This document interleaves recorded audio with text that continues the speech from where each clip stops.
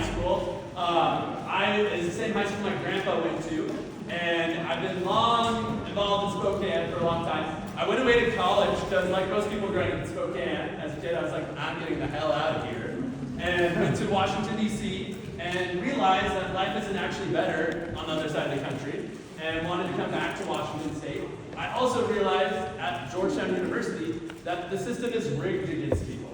I went to school with Arnold Schwarzenegger's daughter, just 2 doors down from me, like the Crown Prince of Jordan, and my roommate was at an all-boys private school with over 20 kids at Georgetown, and I was the only student from Spokane at Georgetown that year. And I was like, why is this system creating these inequalities? And so I saw the path to overcoming those inequalities through education. That was my path to getting there. So I came back and I was a teacher in Eastern Washington and the Tri-Cities. I taught middle schoolers for a few years, and then I taught abroad for a year. And as a teacher, I realized that the system is rigged for those who are even working the hardest. I was at a school 95% free reduced lunch, over 60%, 70% of students were Hispanic, Latino, and they would work hard, but they didn't have access to health care. I had a student that died by suicide because she was an immigrant and had health care, mental health services. I had a student get hit crossing the street at school, and the city of Denver refused to put in a crosswalk, a safe crossing. So no matter how hard our students are working, they didn't have those opportunities because the system, whether it's from health care to good paying jobs to the voting system, was rigged against them because their parents couldn't even influence the school board. So I realized my calling was to get more involved and expand my view bigger. So I got my master's degree in public policy and came back home to Spokane, where I knew my community, my people, continued to need help and support. I moved back in 2019 and got involved in Ben Stuckert's campaign for mayor at that time. That was not my first time doing any campaign work. When I was in high school, I volunteered for Barack Obama's campaign for president. I was walking around in Spokane, not knowing what I was doing. I was like, please vote for Obama, because this is the future. This is great. After I got into more education, I wanted to get more involved in politics. And so I got involved in Ben Stuckert's campaign in the last month. And I just showed up and said, hey, campaign, how can you use me? How can I be helpful? So I knocked on doors, I made phone calls, I was texting people, just however the campaign needed help. But then I had my own ideas of how I could help, too. And so, as a millennial in this campaign that was really busy, I was like, wait, I could make some cool content for you on social media. So I took some debate clips that Ben Stuckert had from his debates with David Woodward and edited those into short bits and have helped them to put it on social media. So I thought about what are my strengths and what do I know and how can that help the campaign too. After that, I was looking for policy jobs and was not sure what I was going to do. The pandemic hit and there were no jobs. And so I was experiencing housing instability. I was unemployed and I was living with my parents, not sure what I was going to do next. And I realized that my state representative at that time, in the 6th legislative district, Mike Bowles, did not represent my values or our values. And no one was running against it. So he had voted against fully funding education. He voted against child care for teen parents. He voted to continue to allow LGBTQ minors or allow the law to allow LGBT youth to get conversion therapy. And these are things I was like, this just doesn't represent my values and what I believe in. So I decided, I don't have a lot going on actually, and I'll just throw my name in and run for office. And so I didn't actually know how to structure a campaign. I had no idea what I was doing. I got home that day and I was like, okay, what's the next step? And I reached out to people who I did know. I reached out to current representatives like Marcus Riccelli. I reached out to Ben Stuckert again and asked him about how to run a campaign. I reached out to some of my classmates from college who are actually elected officials too. And they sent me lots of resources and folders of things and campaign materials. I never went to a formal training like this or any type of formal training. I wish I had because it would have made things a lot easier to start. And so as I started that journey in 2020, it was a very different time. It's COVID, so we had to adapt things to campaigns. There was a lot of phone calls and fundraisers on Zoom and digital stuff. I did end up knocking on doors towards the later part and just getting the name out, talking to people. And in that race, it was a historically conservative district But I was able to get within 3 percentage points of that race and become the closest race in Eastern Washington. So I knew that when I ran the first time, I knew that I might not win. And that was okay, because I didn't want that opponent to have nobody to account for and hold him accountable for his race. And even though I didn't win that time, I was able to make more connections with people, meet more people, learn the infrastructure, to build a campaign, and I knew that the next year the city council race was up and overlapped in the same district. So I decided to run again the next year for city council, because I still had I believe, the skills, the values to represent our community and fight for working people. And that's what I did. I ran the next race, and in that race, I had to raise over $100,000. It was the most expensive city council race at that time in the history. And I was still outspent over 3-1 in that race. Because in local politics here, we have some very big money involved. And there's a local oligarchy here in Spokane, and it's led a lot by the realtors and developers. Yeah. Larry Stone, who himself poured over $230,000 into campaigns. And this local oligarchy even puts ballot initiatives on the ballot. They pay for people to go around and get signatures and put it on the ballot box. And so they are manipulating our community, and they're driving an agenda, and it doesn't represent working people. So in that race I ran, I only won by 262 votes, about 1% of the race. And I didn't know I was going to win until about 2 weeks after, and we were checking ballots and making sure that we were going to be close. But I ended up winning, and now I've been elected to city council. I've been able to represent our values and fight for it. And since the first 2 years of my term, we had a conservative mayor, and a lot of what we did was keep the mayor in check. And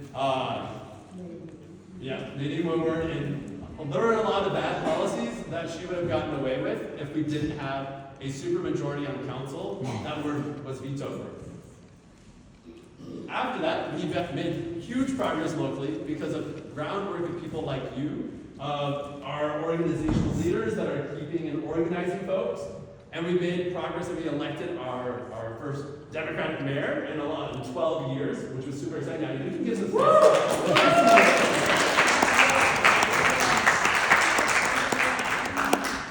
And we have a council that's progressive and a school board in the city that's progressive. So while things feel very hopeless and helpless around the country, we are making really big progress here locally.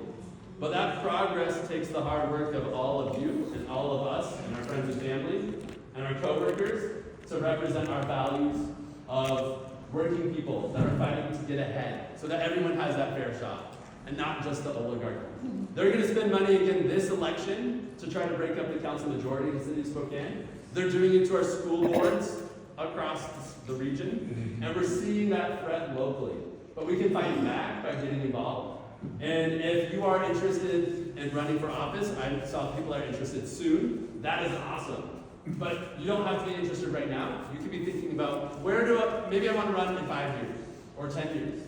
You can get involved locally now, and campaigns are a great way to get involved locally. You can start meeting people, start figuring out what does it take to be an elected official, what does it take to run a campaign.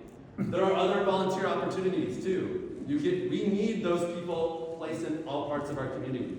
So at the city, we have advisory boards, they're boards and commissions, and they set recommendation policy to the city, to the council, and largely is adopted by the council. The mayor appoints and the council confirms, and we have a mayor who's looking for volunteers to serve, whether it's the plan commission, the transportation commission, the design review board, the parks board. In fact, our parks board is autonomous, and all our parks budget and policy is set by that volunteer board, and that is by city charter. The law requires them to make that. But we need volunteers in all of these places to make these policies. We also need to make sure that we have people that are elected that represent our values, who are working people. I just came from the Workers' Memorial down in Mission Park, and I'm going to go run to the Spokane Education Association rally and the Washington Education Association rally for new revenue, so that we don't make we don't cut taxes, we don't cut the budget in Washington State, but rather we make sure that the wealthy are paying their fair share, and that the workers the hospitals, the schools, our students aren't taking the brunt of those tax cuts, or those budget cuts. And the budget's going to be determined this weekend. So that's where I'm going to run next. I'm representing my SEA shirt because I'm running between things. But we have a lot of work to do, and it's really exciting when we see people coming together to make that progress in our community. And I see a lot of faces that I've seen on the weekends, Saturday rallies. That is a great place to be every week. It helps us change the narrative. Because when I'm talking about that local oligarchy here, they're organized. They've created their own quasi-private entity called Save Our Spokane, and they meet regularly, and they're driving the narrative. They're coming to city council meetings, and they're telling us, you're making the city dangerous. We need to get rid of you. They have an email list of over 450 business owners in Spokane that they email multiple times a day, telling them how bad the progressive trifecta is in Spokane, and how horrible it is. And so that narrative starts to become reality if it's repeated enough.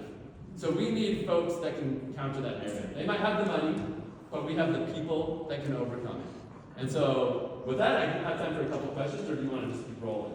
Maybe time for one question. Okay. I was like, I don't know your time. One question. So maybe we'll do two just because to step up, step back, have somebody we haven't heard from before. You mentioned Save Our Spokane. Can you tell us who the businesses involved and where we're in that? Can we get a list? I guess there's not like a clear, like there's not a formal entity that is like funding it, like a business. There's just several. I would say large downtown business owners are generally Large. like Black, what? Larry Stone, NAA Black, the Realtors Association. Then there's like restaurants like David's Pizza. There's one of them. Yeah, he's a frequent flyer on that list. Coles. The Coles Foundation. All the Coles, they have different entities, but yeah. But there's a lot. If you just generally think of large businesses in downtown, that's kind of it. Yeah, this is more of a question around the board and that council. I noticed that you guys voted to no longer be for the city. Was that done in order to try and maintain federal funding, or why did you guys vote? No, that was the Valley. That was Spokane Valley. Yeah. My mistake. No, City of Spokane, we voted to uphold state laws to keep Washington working laws, and that we heard from our community, and so it's great to hear from community members about what laws you want us to pass. This coming Monday, we're going to have up for vote an LGBTQ protections ordinance. You're all welcome to come and testify on that. You have to sign up at 6 o'clock to testify on that. All your council meetings, I heard someone ask when our council meetings, they're Mondays at 6 o'clock, almost every Monday. City Hall, you can testify online, you can go to the City of Spokane Council website, there's more information on that. Or you can message me and I can help connect with you. Last question. It's not a question, it's a comment. Save Our Spokane is now posting on the neighborhood websites, the Next Door. Next Door website. So something pops up that I belong to Next Door because I live on the south side in the Ferry District, and I get all this garbage about we have to go down to city council and we have to fight and we have to. I think what's important for us in this room to do is respond to that garbage and say, this is not accurate. This is not true. I mean, I think we need to be participating in that narrative as the counter narrative because they lie. I know you're all shocked by that, but they lie. They lie about what our city council is doing. They lie about what our mayor is doing. We cannot just say, oh, those rat bastards have taken over Next Door. No, we have to go on it and Counter it or put out positive things. Say, I just went to this event downtown and it was amazing. Just say that. Something simple. Okay, let's give it up for Zach. Thanks for having me.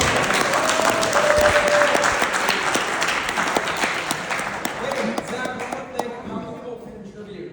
Oh yeah, okay. Yes. I am up for election this year and I barely won last time, so I would love for you all to come and help me out. You can come to my campaign kickoff. It's going to be May 7th at the Garland Theater, 5:30. You can go to my website, zackzappone.com. You can donate there. You can sign up to volunteer. We need campaign workers and people volunteering too. So zackzappone.com, there's a form there that you can sign up to help too. Love to have each and every one of you. Give this man money. Thank you. Does anybody already know Monday night they can go help testify to support the LGBTQ plus ordinance? There's a link, there's a QR code. And we're gonna do that? Yeah. And then Zach, I'm gonna go ahead and donate to you because you're the first candidate from Spokane that we already endorsed. So I'm gonna go ahead. Does anybody want to join me right now and pulling out their phones and going to zackzappone.com? And if anybody wants to donate and support, let's do it now so we don't forget and get us out of this room into the nice sunny weather. But I'm gonna go ahead right now and make a contribution. So I'd love it if anybody wants to join me in giving a contribution to our lone champion running for re-election this cycle. $20 goes a long way. $20 goes a long way, folks. zackzappone.com. Zack Zappone is the poster boy for name recognition. When he ran and lost, he said, "My name's Zack Zappone, I'm not going away, I'm a Spokane-born native, and I'm not going away." And we all said, "Who the hell is Zack Zappone? Who the hell is Zack Zappone?" He didn't give up. So if you're thinking of running, name recognition matters in this town. Absolutely. Don't give up. Absolutely. Zach? So what next?